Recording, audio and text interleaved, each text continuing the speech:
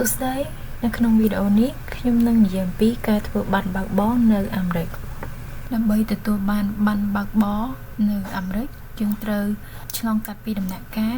ទី1គឺប្រឡងទ្រឹស្ដីឬក៏ written test ទី2គឺប្រឡងដៃចង្កូតហៅថា behind the wheel test ដើម្បីប្រឡងបានគឺយើងត្រូវដាក់ពាក្យស្នើសុំយើងអាចធ្វើតាមអនឡាញក៏បានទៅដល់ DMV ក៏បាន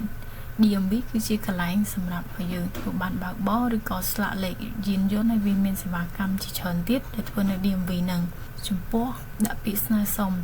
ទោះបីជាយើងដាក់ពាក្យស្នើសុំហើយក៏នៅតែពេលទៅប្រឡងគឺនៅតែត្រូវទៅប្រឡងនៅ DMV អញ្ចឹងយើងអាចទៅដាក់ពាក្យស្នើសុំភ្លាមហើយប្រឡងភ្លាមក៏បានប៉ុន្តែយើងអាច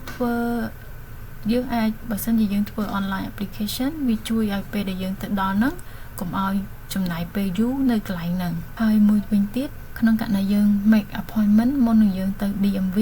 យើងចំណេញពេលបើយើង make appointment ហើយយើងចាំខ្ទង់10ទៅ15នាទីប៉ុន្តែបើសិនជាយើងទៅ DMV ដោយមិនមាន appointment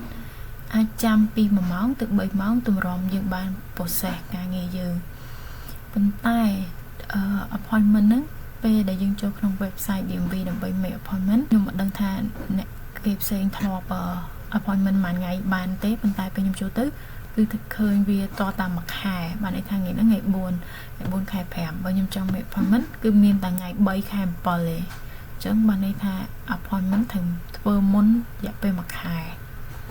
អញ្ចឹងវាពីរបើសិនជាយើង make appointment យើងបានទៅដល់លឿនប៉ុន្តែយើងត្រូវចាំមកហ្នឹងចាំយូរ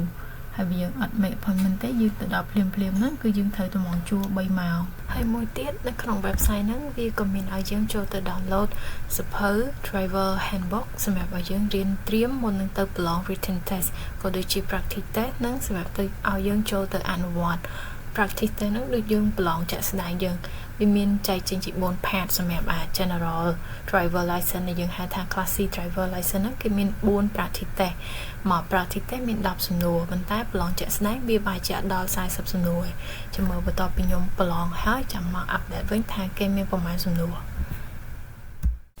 ចឹងវីដេអូហ្នឹងមានតែប៉ុណ្្នឹងទេចាប់ត្រឹមហ្នឹងហើយបាយបាយបើអ្នកទាំងអស់គ្នាចូលចិត្តសូមជួយចុច subscribe មួយផងអរគុណ